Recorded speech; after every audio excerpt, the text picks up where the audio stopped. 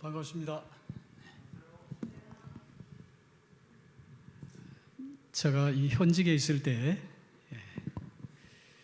화요일 예배에 참석하는 분들이 특별하다는 생각은 했었습니다. 그런데 은퇴 후에 제가 이 화요일 예배에 참여한다는 게 참 대단한 정신을 가지고 있지 않고는 참석하기가 어렵다는 것을 좀 나름대로 제가 깨닫게 되었습니다. 현직에 있을 때는 당연히 제가 이제 예배에 참여해야 되는 것은 두말할 것도 없지만은 이제 은퇴 후에는 그런 이제 제가 매이는 데가 없다 보니까 간혹 그런 유혹을 받을 때가 있어요. 그래서 참 그런 유혹 속에서 이 화요일에 예배에 참여하는 성도들의 그 믿음 생활은 대단한 정신을 가지고 있지 않으면 안 되겠다는 것을 깨닫게 되었습니다. 아무튼 오늘 저녁에 물론 여기 오지 않은 분들은 또 방송으로 청취를 하시겠지만 시청을 하시겠지만은 또 사정이 있어서 여기에 참여는 하지 못했을지라도 아무튼 여기에 오신 분들은 대단한 분들입니다. 오늘도 대단하신 여러분들 앞에 제가 무슨 말씀을 드려야 될까 고민을 거듭하다가 오늘 이 본문의 말씀을 택하게 되었습니다.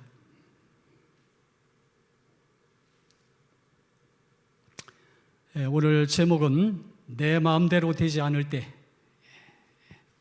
내 뜻대로 되지 않을 때.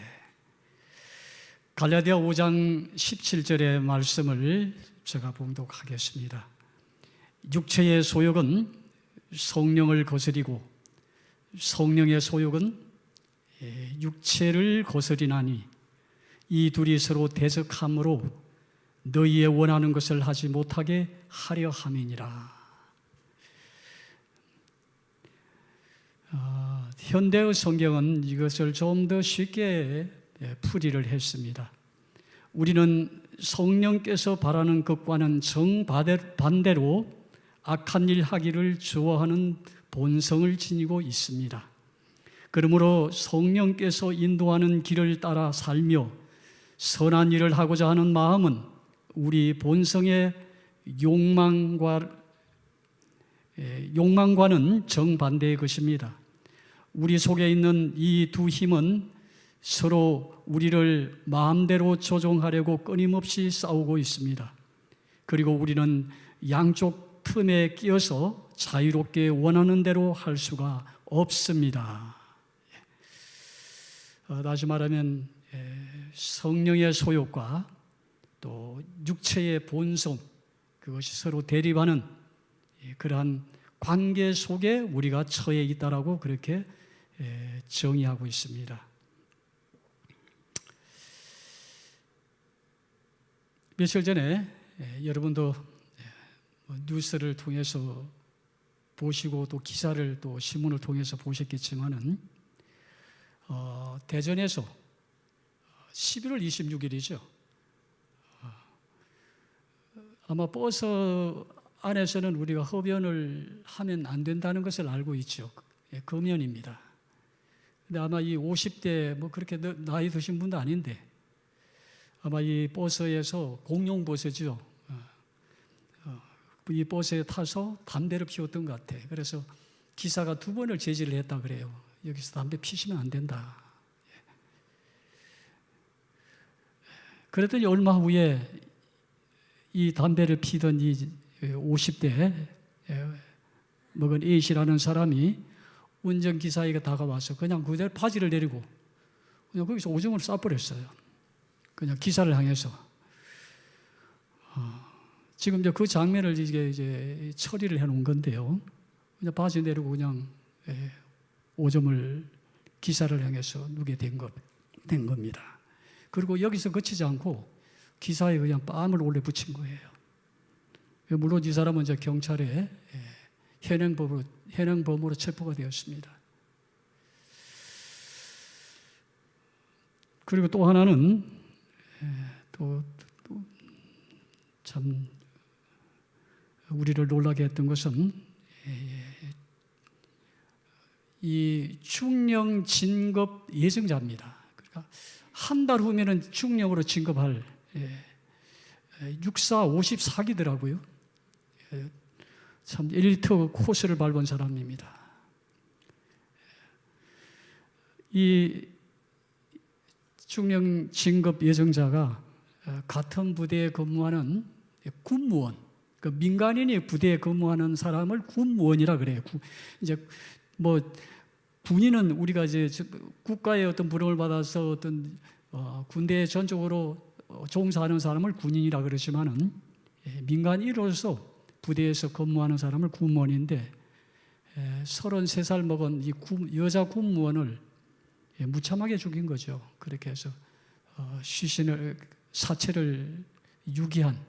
사체를 훼손해가지고 유기한 끔찍한 사건이 있었던 겁니다.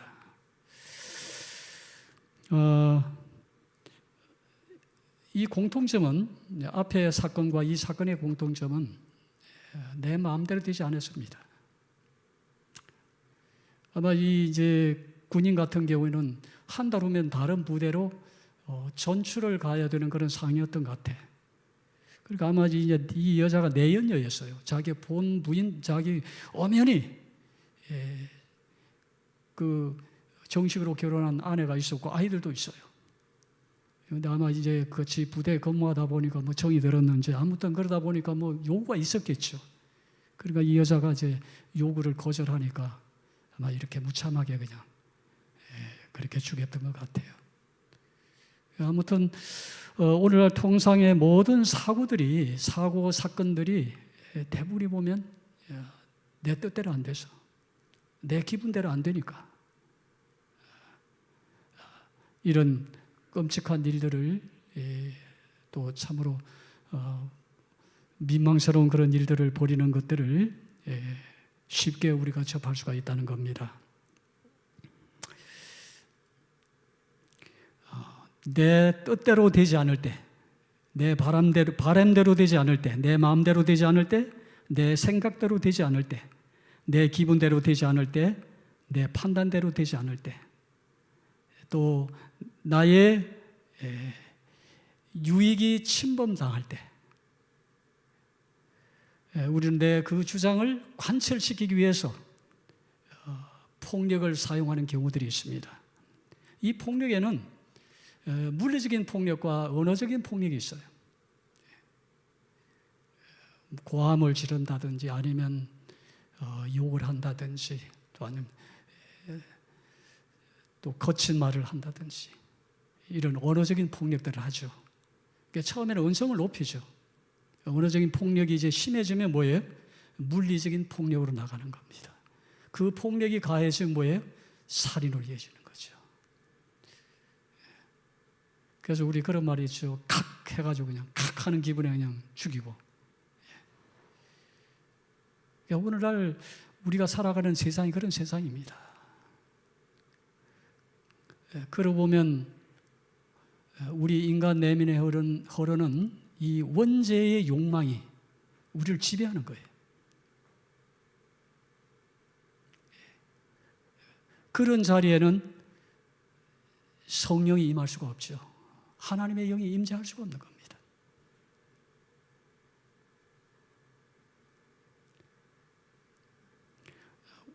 우리도 오늘 성령이 우리 마음 가운데, 하나님의 영이 우리 마음 가운데 임재하지 않는다면 우리도 어떤 일을 벌일지 몰라요. 아무도 상담 못합니다. 성령이 우리 가운데 계시지 않으면 우리도 이 사람 중에 한 사람일 수도 있어요. 원죄의 지배 가운데 있을 때 우리의 삶에 폭력의 죄가 일상화됩니다.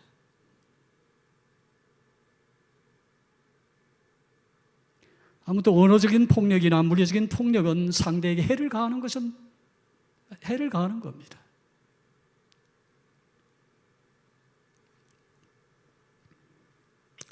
매일의 삶에서 폭력의 죄를 통하여 우리 죄를 한번 살펴볼 필요가 있습니다. 내가 물리적인 폭력을 행사하고 있지 않은지, 아니면 언어적인 폭력을 행사하고 있는지, 내 마음에 어떤 마음을 품고 있는지 한번 우리가 성찰할 필요가 있습니다.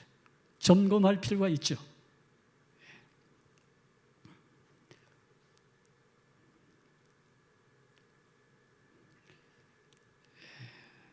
내 마음대로 되지 않을 때, 내 기분대로 되지 않을 때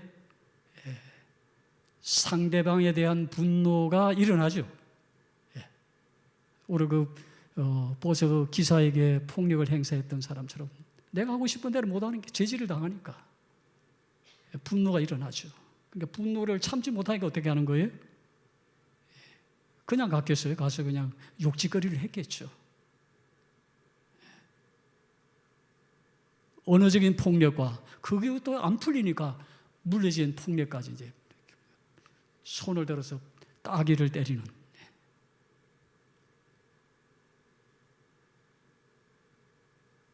이러한 미움과 분노와 폭력은 죄에 물든 인간에게서 자연스럽게 발생하는 죄악된 행동들입니다.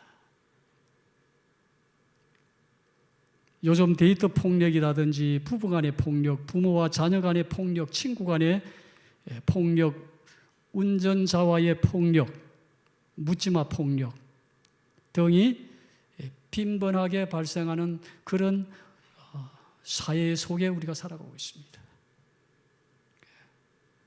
우리가 언제 가해자가 될 수도 있고 때로는 우리가 피해자가 될 수도 있어요. 문제는 뭐냐면 성령이, 하나님의 영이 우리의 마음을 주관하실 때에만 우리 마음에 끓는 그런 분노라든지 그런 폭력을 제어할 수 있다는 거죠. 성경에서 몇 가지 경우를 한번 찾아보겠습니다. 가인의 경우를 한번 살펴보겠습니다. 세월이 지난 후에 가인은 땅의 소산으로 제물을 삼아 여호와께 드렸고, 아벨은 자기도 양의 첫 새끼와 그 기름으로 드렸더니 여호와께서 아벨과 그의 제물을 받으셨으나 가인과 그의 제물은 받지 아니하신지라. 가인이 몹시 분하여 안색이 변하니 여호와께서 가인에게 이르시되 네가 분하여 함은 어찌 됨이며 안색이 변함은 어찌 됨이냐. 네가 왜 얼굴색이 바뀌냐 이렇게 묻죠. 하나님께서.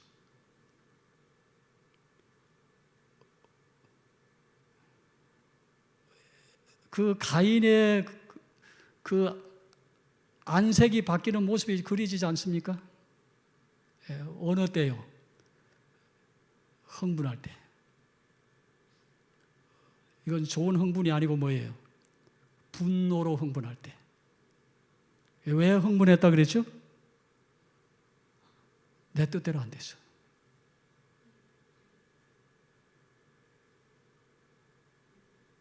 그러니 자기 생각으로 자기 기분대로 한 거거든요. 하나님께 이 제사를 드리는 것은. 그런데 하나님께서 그 제물을 받지 않으신단 말이에요. 그러니까 자기의 뜻이 관철되지 않고 자기 뜻이 거절당하기 때문에 그런 몹시 흥분하기 시작한 겁니다.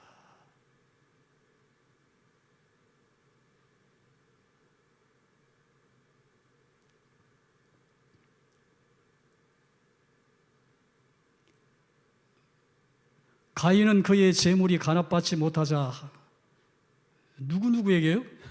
하나님에게도 도전한 거예요.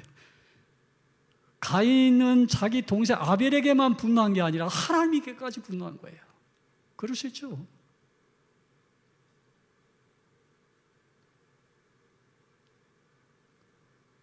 우리가 왜 하나님을 원망하죠? 여러분 하나님을 원망해 본 적은 없습니까? 왜 그런 원망이 일어나죠? 내 바람대로 되지 않았기 때문에.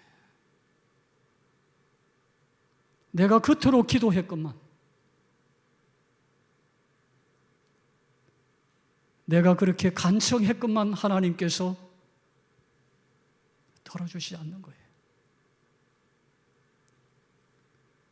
가인은 나름대로 하나님께 최선을 다하려고 했던 겁니다. 그가 건성으로 한 건 아니에요. 정말 정성을 다해서 하나님께 드렸던 겁니다. 그러니 화가 났죠. 건성으로 드렸더라면 그럴 수도 있다고 생각을 했겠죠. 그러나 자기는 최선을 다해서 자기 방식대로, 자기 기분대로 제사를 드렸던 거죠. 그런데 하나님께서 응답이 없으신 겁니다. 도리어 아벨의 제물은 받으시는 거예요. 그러니까 더 화가 나는 거죠. 하나님께도 화가 나고 자기와 비교되는 아벨에게도 화가 나는 거죠.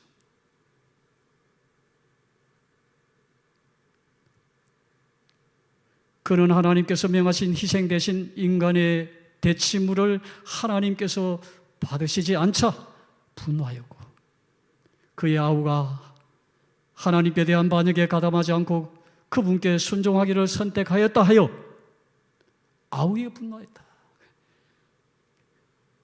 내 방식대로 따라오지 않는 것에 대해서 분노한 거예요.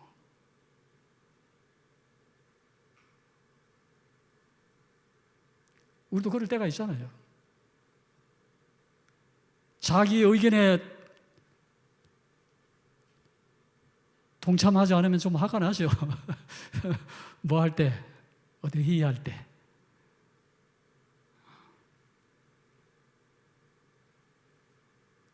자기는 나름대로 그것이 최선의 방식이라 해서, 방법이라 해서 제안을 했는데 이런 지하에 거절을 당한다든지 아니면 어느 누구도 거기에 대해서 대꾸를 하지 않으면 화가 나죠. 회의를 주재하는 의장에게도 화가 나고 거기에 참석한 위원들에게도 화가 나고.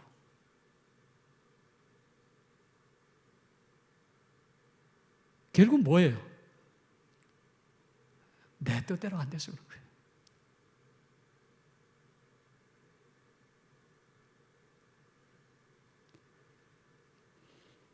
지금까지 자기의 권고를 들어오던 아우가 이제는 건방지게도 그를 불명예스럽게 만들고 자기의 반역에 조금도 동조하지 않는다 하여 경노하였다. 가인은 격분하여 그 동생을 살해합니다.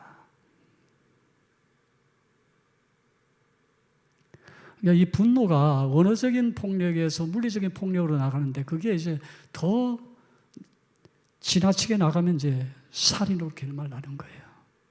그러니까 언어적인 폭력 아니면 언어적인 폭력이나 물리적 폭력에서 끝나면 되는데 그렇지 않습니다. 한번 폭력에 불붙으면요,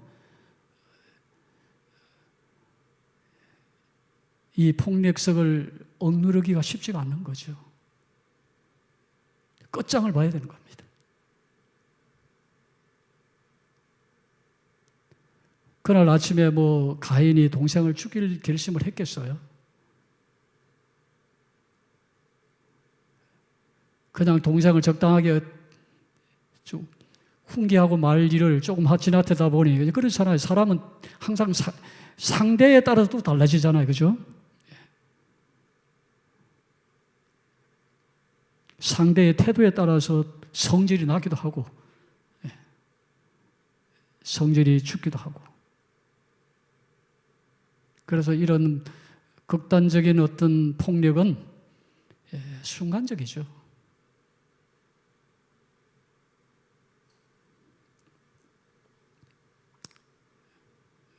하나님의 영이 없을 때 그런 결과가 나는 거죠.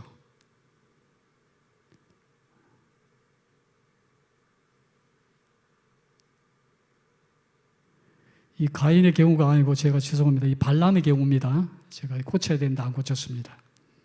발람의 경우를 한번 봅시다. 나귀가 여호와의 사자가 칼을 빼어 손에 들고 길에 선 것을 보고 길에서 벗어나 밭으로 들어간지라. 발람이 나귀를 길로 돌이키려고 채찍질하니 여호와의 사자는 포도원 사이 좁은 길에 섰고 좌우에 담이 있더라. 나귀가 여호와의 사자를 보고 몸을 담에 대고 발람의 발을 그 담에 짓누름에 발람이 다시 책짓질하니, 열받는 거죠. 말을 안 듣는 것도 열받는데 또 거기다 뭐예요? 자기 몸에 상처까지 내는 거예요. 그런 말은 뭐 피를 본다 이거죠. 나를 피를 보게 했다. 상처를 내게 만들고, 그러니 열불이 나는 거죠. 26절에 여호와의 사자가 더 나아가서 좌우로 피할 데 없는 좁은 곳에 선지라. 나귀가 여호와의 사자를 보고 발람 밑에 엎드리니 발람이 노하여 자기 지팡이로 나귀를 때리는지라.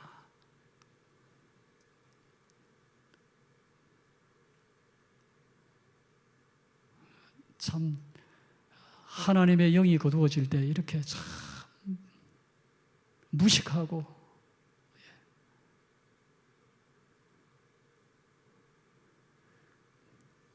무정한 존재가 되는 거죠. 그 나귀가 뭔 죄가 있다고 자기 화를 발산하고 물리적인 폭력을 이제 짐승에게도 가합니다. 나귀가 말대꾸를 하죠.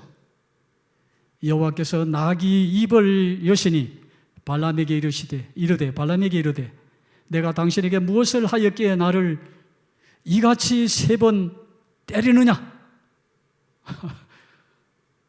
말 안 듣는 것도 기분 나쁜데 이제 이 나귀가 뭐예요? 말대꾸까지 하는 겁니다. 발람이 나귀에게 말하되 네가 나를 거역하였기 때문이니 내 손에 칼이 있었더라면 곧 너를 죽였으리라. 그날 칼이 있었으면 진짜 죽였을 거예요.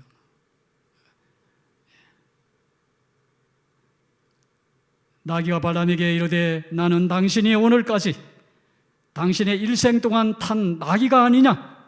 내가 언제 당신에게 이같이 하는 버릇이 있더냐? 내가 언제 당신에게 이렇게 한 적이 있더냐?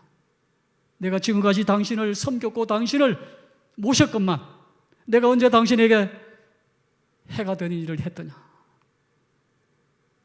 없었다 하는 거 보면은 이 나귀의 말이 맞아요. 한 번도 주인을 거역한 적이 없었습니다. 이 나귀는 주인이 가자는 대로 갔어요. 그런데 오늘은 달랐습니다. 왜 그랬을까요? 나귀가 그게 무서워 자기가 죽을까 봐 그랬을까요? 누구를 살리기 위해서? 주인을 살리기 위해서 한 거잖아요. 주인을 살리기 위해서.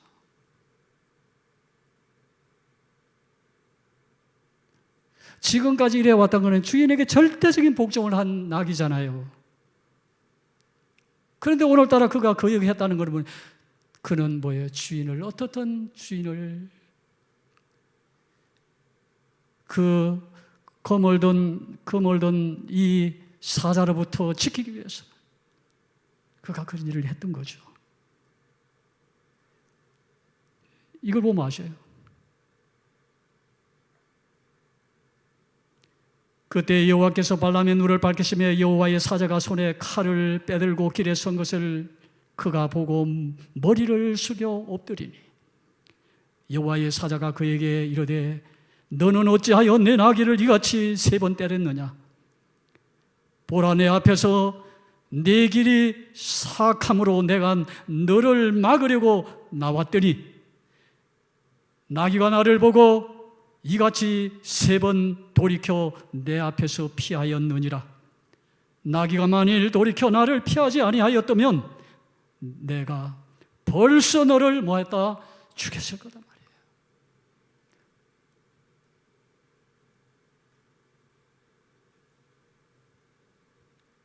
나귀를 죽일 마음은 없었어요. 이런 나귀를 칭찬은커녕 뭐예요? 하나님의 영이 임재하지 않을 때 그 눈이 가려져서 이 충성스러운 나귀를 팼단 말이에요. 그것도 3번에 걸쳐서.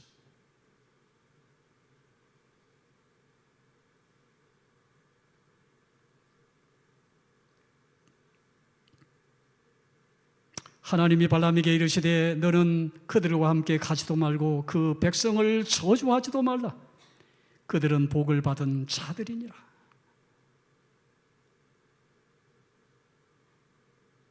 이스라엘이여 너같이 복받은 자가 어디 있느냐. 이스라엘 민족은 하나님께서 특별히 선택한 백성들입니다. 복받은 백성들이죠. 그들을 저주하다니. 돈에 눈이 팔려서 그들을 저주하기 위하여 발람의 그 사자들을 따라가는, 발락의 사자들을 따라가는 이 발람의 행태.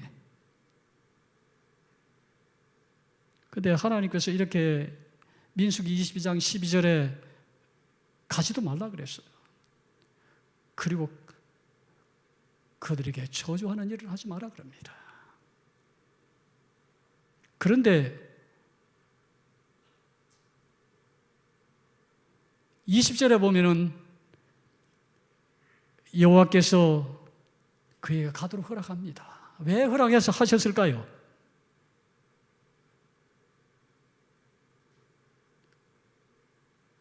하나님은 끝까지 고집을 굽히지 않으면 그냥 놔두십니다. 이렇게 막았는데도 굳이 가겠다 그러면 하나님께서는 더 이상. 그래서 우리 주석에도 그렇게 말씀을 하고 있어요. 이것은 하나님의 뜻이 아니라 발람 자신의 뜻에 기초한 단지 허용하는 명령이었다. 그래, 그렇게 가고 싶으면 가라 이 말이에요. 정말 하나님이 좋아서 가라는 것이 아니고 하도 고집을 부리니까.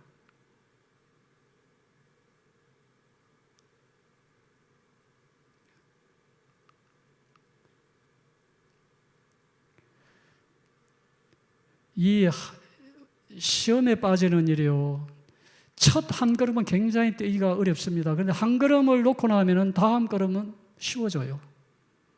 담력이 붙습니다. 그래서 하나님께서 막은 거예요. 아예 가지 못하도록. 굳이 그런데 발을 떼겠다는 겁니다. 그래, 그럼 떼라. 그 하나님이 막으시는 첫 걸음을 그가 고집스럽게 관철시킴으로써 뭐예요? 그는 멸망으로 가는 길을 이제 딛기 시작하죠.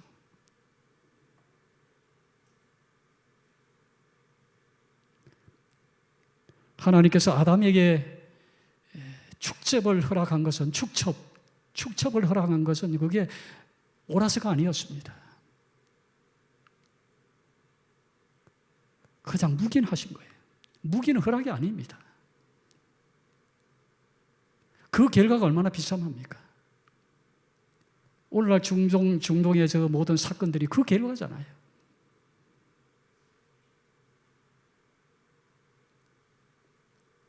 그가 하갈에게 장가들지 않았더라면 오늘 이 중동에 이런 비극들이 없었을 겁니다. 왜 무슬림이 생겼습니까?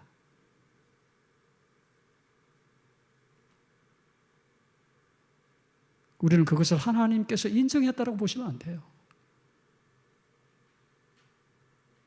옳지 않은 길을 굳이 고집하면 우리가 몰라서 가는 것은 하나님께서 뭐예요?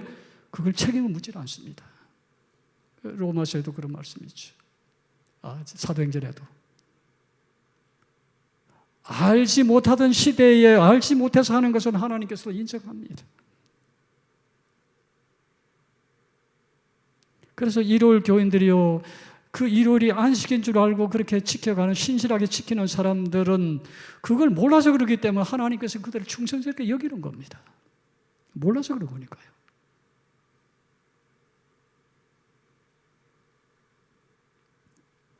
그렇게 해서는 안 된다는 걸 알면서도 굳이 그걸 하겠다 그러면 하나님께서 묵인하십니다.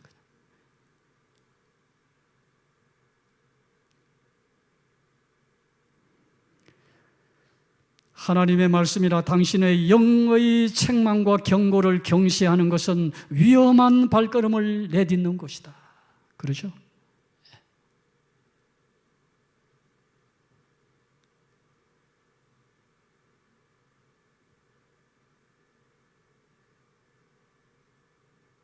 우리가 이미 알고 있는 것을 그 내용과 역행으로 가는 것을 고집한다면 그건 아닙니다.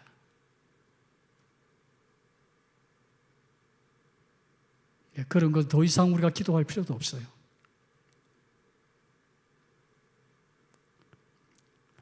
사도 바울의 위대함은 뭐죠? 그가 육신의 그 가시 때문에, 그 가시라는 것은 안질이라고 생각하는 사람들이 많아요. 왜냐하면 사도행전 9장의 다메섹 도성에서 그 강렬한 하나님의 임재의 빗줄기를 쉬게 되거든요. 쓰러지잖아요. 그래서 그때 이 각막이 많이 훼손되었을 거다. 그래서 그 이후로 그가 죽을 때까지 안질 때문에 굉장히 고생을 했어요. 그런데 그가 몇 번 기도하죠? 3번을 기도해요. 네, 하나님께서 단호하게 거절합니다. 그것이 네게 족하다 그랬어요. 그리고 다시는 사도 바울이 뭐예요?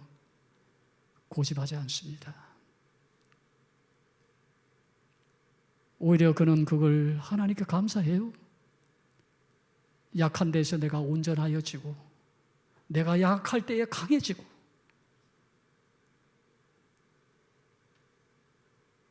그게 사도 바울의 위대함이에요.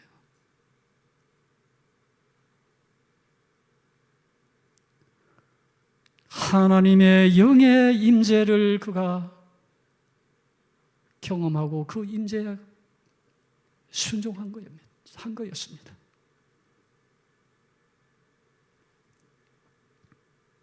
가룟 유다의 경우를 좀 보겠습니다. 조각을 받은 후 곧 사탄이 그 속에 들어간지라. 이에 예수께서 유다에게 이르시되 네가 하는 일을 속히 하라 하시니 유다가 그 조각을 받고 곧 나가니 밤이러라.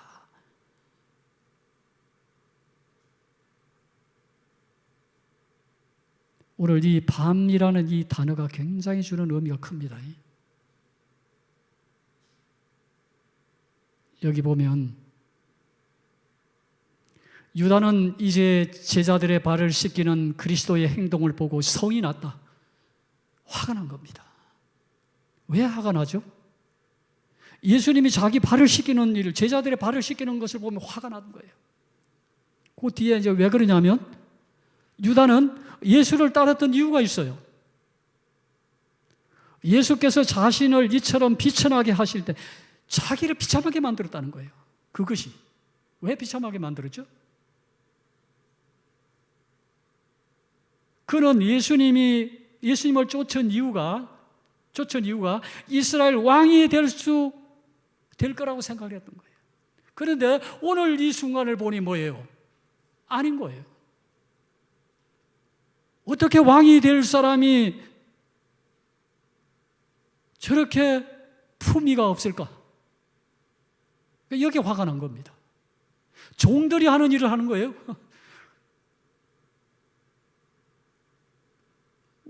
지난 안식일에 우리 이거 배웠죠. 왜 그 당시에 이 발을 씻는 일은 누가 했던 거예요? 노예나 종들이 했던 거란 말이에요. 이거는 아니다.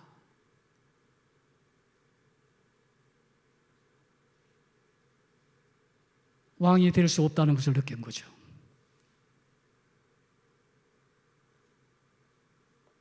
채통도 없고 왕의 근위도 없고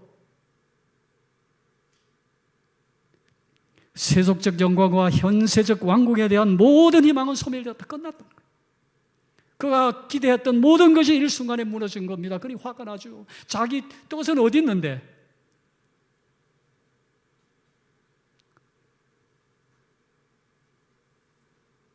예수님께서 이스라엘 왕이 되면 거기에 한 자리를 얻을까 해서 그렇게 지금까지 3년 만을 쫓아왔는데 오늘 보니 그게 아니다 이 말이에요. 그러니까 화가 무척 난 거예요.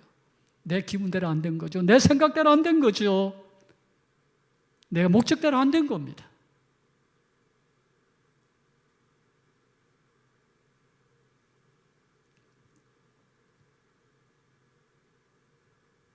유다는 더 이상 그리스도를 따름으로 아무것도 얻지 못해 더 이상 얻을 것이 없다는 것을 알았어요. 확신했습니다.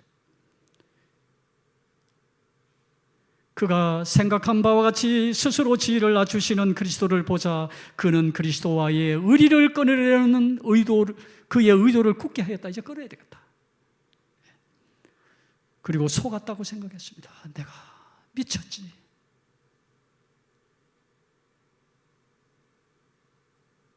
내가 어떻게 저런 분을 내가 3년 반을 따라다녔을까? 후회스러운 겁니다. 마귀는 그 때를 놓치지 않죠. 사로잡습니다. 하나님의 영이 임하지 않을 때 마귀가, 귀신이, 하나님의 영이 떠나면 귀신이 와서 7 귀신을 데려와서 마음을 차지한다 그러잖아요. 그래서 이전 형편, 이후 형편이 이전 형편보다 더 나쁘다.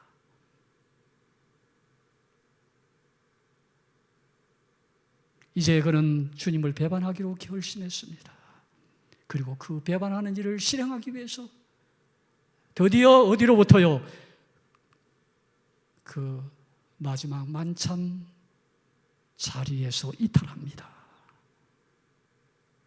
그런데 여기 보십시오. 이에 예수께서 유다에게 이르시되 네 하는 일을 속히 하라 하시니 유다가 그 조각을 받고 곧 나가니 밤이러라. 반역자가 그리스도를 떠나서 바깥 어둠 속으로 나간 것은 밤이었다. 이게 무슨 밤이었을까요? 그냥 물리적인 밤도 맞아요. 그는 어디 세계로 발을 디딘 거예요? 흑암의 세계로.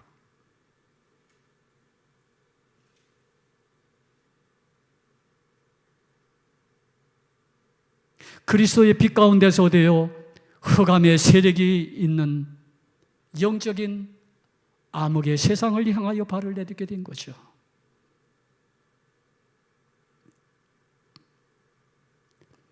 이 발걸음을 내딛기까지는 유다에게 회개의 가능성이 있었다. 그러나 그가 주님과 그분의 동료인 제자들 앞을 떠날 때의 최후의 결정은 이루어졌다.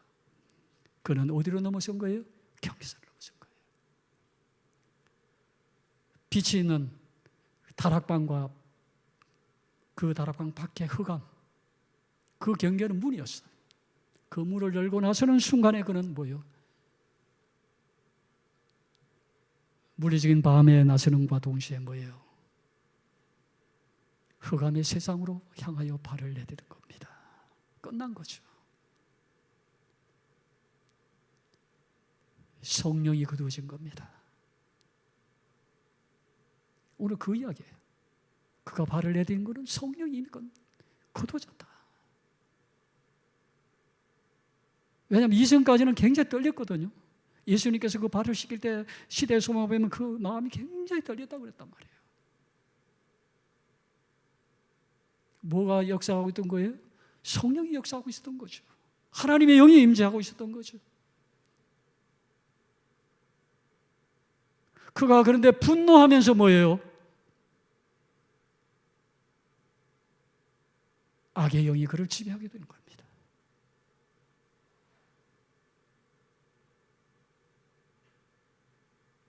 그는 다시는 돌아올 수 없는 경계선을 넘어서고 만 겁니다. 돌아올 수 없는 다리를 건넌 거죠.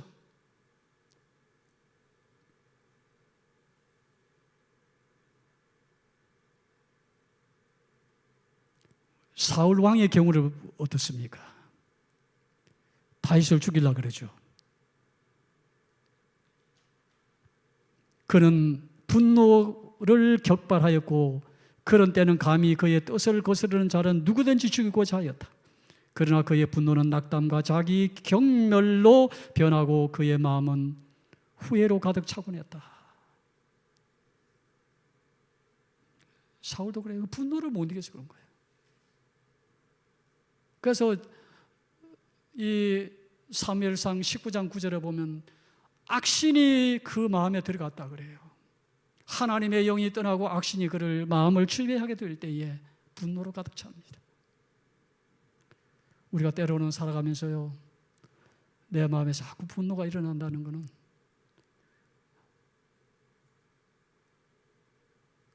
악의 영이 나를 주관하려고 한다는 것을 알게 하는 신호입니다. 예수님의 경우요. 예수님은 자기 뜻대로 세 번에 걸쳐서 우리가 기도한 것을 압니다. 그 잔이 자기에게서 떠나갈 수 있도록 해달라고요.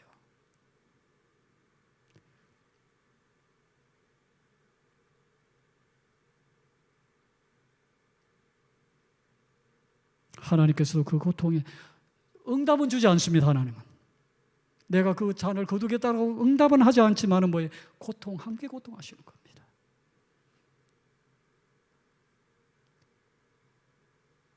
때로는 우리가 하나님께 우리의 뜻을 관철하기 위해서 기도할 때 하나님은 때로는 침묵하실 때도 있어요. 그러나 우리의 고통에 함께 하신다는 거예요. 그걸 아셔야 돼요.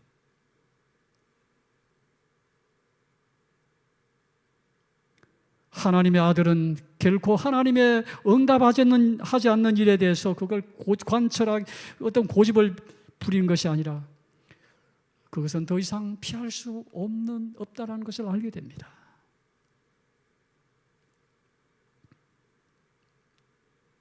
그분은 자기의 삶에서 돌아서지 않을 것이다.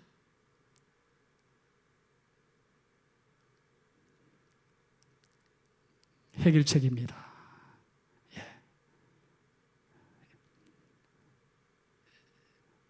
악의 영이 우리를 주관하지 못하도록 성령이 우리의 마음을 주관하도록 그렇게 될 때 우리는 성령이 우리를 주관할 때 우리는 이런 열매를 맺게 되는 거죠. 악의 결과는 뭐였던 겁니까? 흑암의 영이 우리를 주관할 때 그거는 파멸입니다. 그러나 성령이 우리를 주관할 때예요.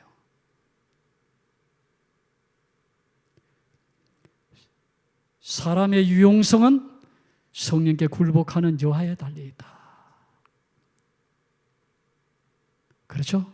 유용성이라는 것은 썰모가 있는 성질이나 특성을 말합니다. 내 성질이나 이런 모든 것들이 성령께 굴복할 때에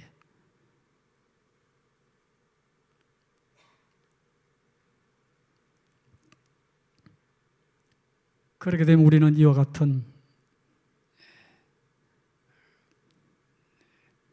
믿음의 간정이 우리 입에서 흘러나오겠죠? 아무것도 없을지라도 내가 그것 때문에 내 뜻이 관철되지 않을지라도 내 기분대로 되지 않을지라도 내 목적대로 되지 않을지라도 하나님이 나와 함께 하신다는 것만으로도 나는 기뻐하고 감사하겠다.